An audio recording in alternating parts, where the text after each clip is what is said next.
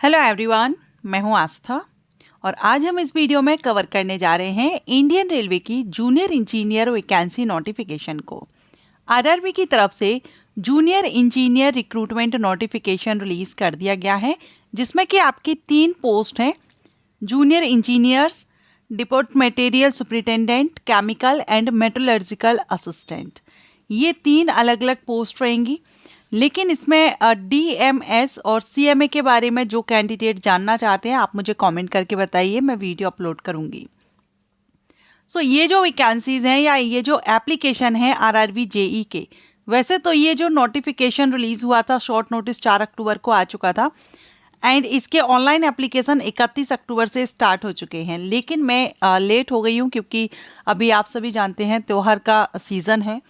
मैं बिज़ी थी, अपलोड नहीं कर पाई वीडियो। अभी तक जो आप वीडियोस देख रहे थे वो शेड्यूल्ड वीडियोस थे। इसका जो डिटेल नोटिफिकेशन है वो 31 अक्टूबर को रिलीज़ किया गया है। 31 अक्टूबर से ही एप्लीकेशन स्टार्ट किए गए हैं। तो आज हम इस वैकेंसी के बारे में डिटेल में जान लेते हैं। अप्लाई करने की जो लास्ट डेट आपकी रहेगी वो 30 नवंबर 2025 रहेगी। 30 नवंबर 2025 तक आप आवेदन कर सकते हैं आरआरबी की वेबसाइट पर जाकर के।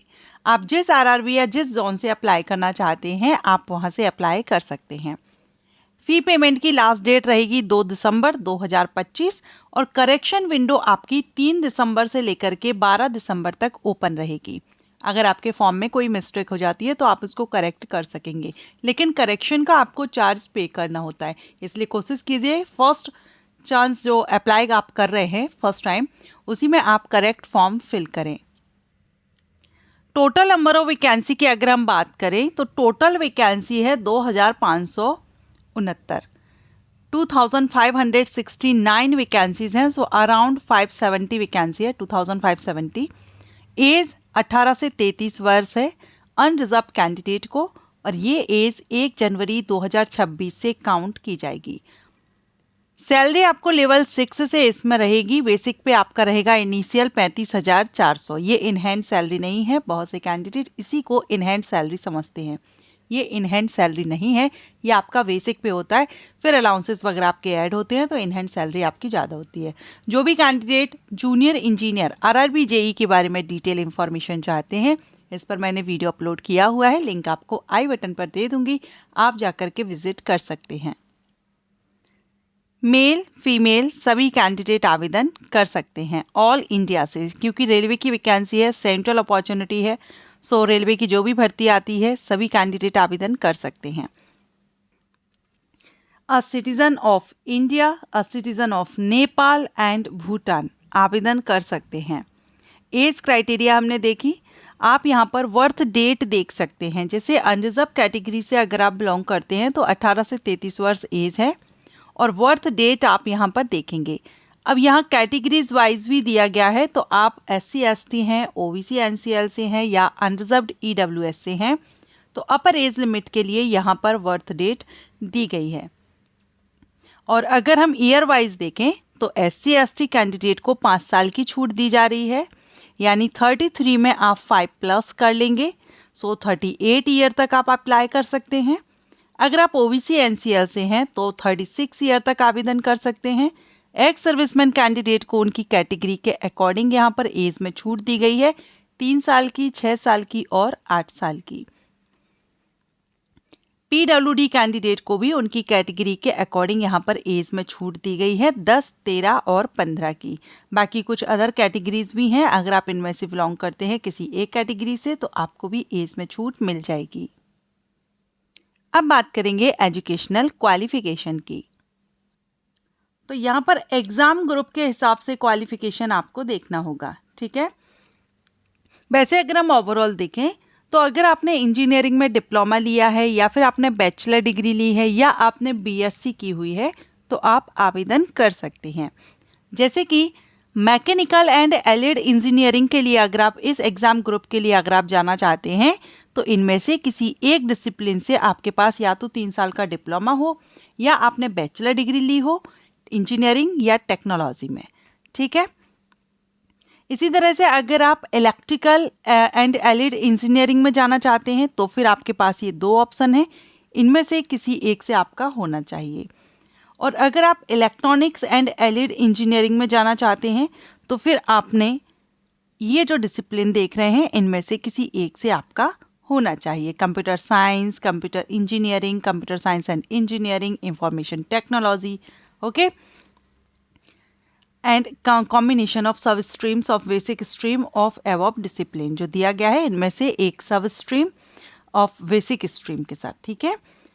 और अगर आप सिविल एंड एलिड इंजीनियरिंग में जाना चाहते हैं तो फिर आपका सिविल इंजीनियरिंग में हो आपने किया हो, या फिर कॉम्बिनेशन जो बेसिक स्ट्रीम है उसके साथ में आपके सब स्ट्रीम्स हो, या आपने बीएससी सिविल इंजीनियरिंग में की है 3 साल की, तो भी आप इसके लिए अप्लाई कर सकते हैं।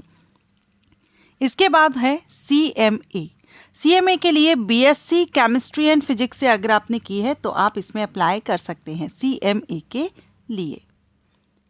तो ये है क्वालिफिकेशन, और ये जो क्वालिफिकेशन है ये आपकी अप्लाई करने की जो लास्ट डेट है, लास्ट डेट क्या है 30 नवंबर।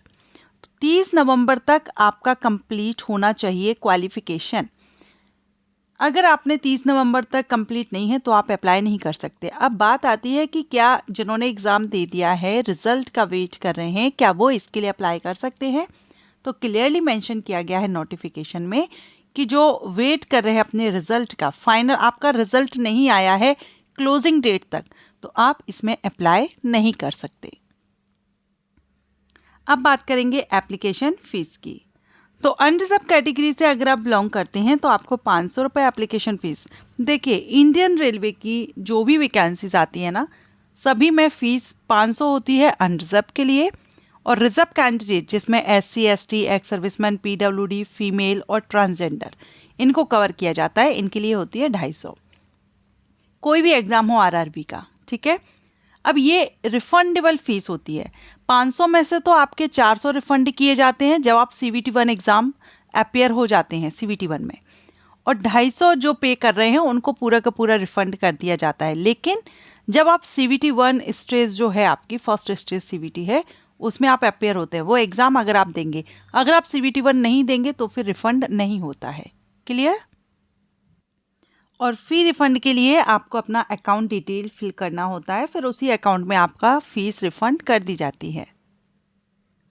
अब बात करेंगे सिलेक्शन प्रोसीजर की। सिलेक्शन प्रोसीजर आपका 4 स्टेजेस में रहेगा।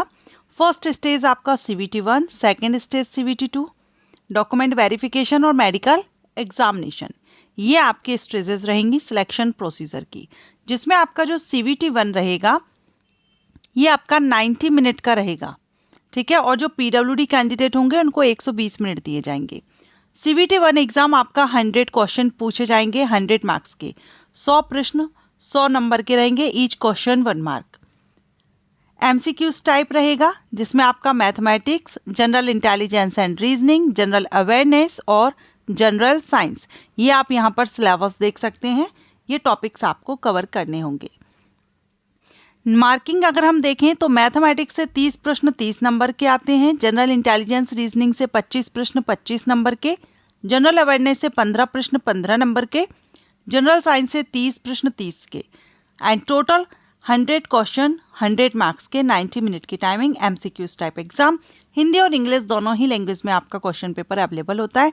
नेगेटिव मार्किंग भी रहती है, 1/3 मार्क माइनस किया जाता है गलत आंसर देने पर।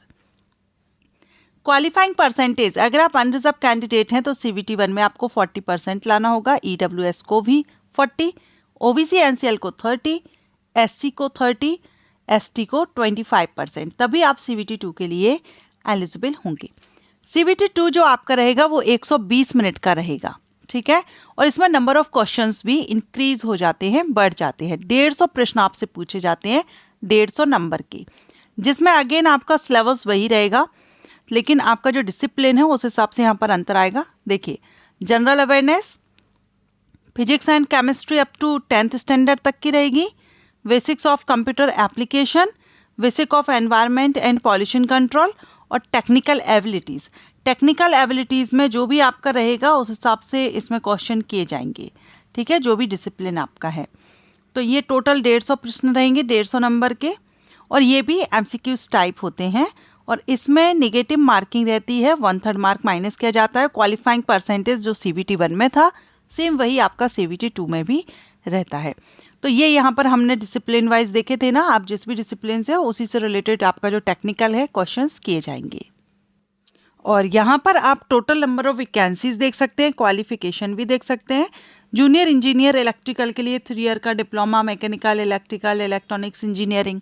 तो आप यहाँ पर देखें या हमने ऊपर जो टेबल देखी थी आप उस हिसाब से देखें, ठीक है। ओवरऑल डिग्री अगर आपने ली है, आपने 3 साल का डिप्लोमा किया है या आपने बीएससी किया है, तो ये कैंडिडेट यहाँ पर अप्लाई कर सकते हैं। अच्छी अपॉर्चुनिटी है, बहुत ही अच्छा मौका है रेलवे में जॉब पाने का, वैकेंसी भी काफ़ी अच्छी हैं। और अगर जो कैंडिडेट, जैसा मैंने बताया था यहाँ पर डीएमएस और सीएमए के बारे में, जूनियर इंजीनियर हो गया, फिर डीएमएस और सीएमए, इसके बारे में अगर आप इंफॉर्मेशन चाहते हैं तो कमेंट करके ज़रूर बताइएगा। एंड ये वैकेंसी अपडेट आपके लिए यूज़फुल रहा हो, आप इसी वैकेंसी का वेट कर रहे थे और ये वीडियो आपके लिए अगर हेल्पफुल रहा है तो वीडियो को लाइक करें। Thank you.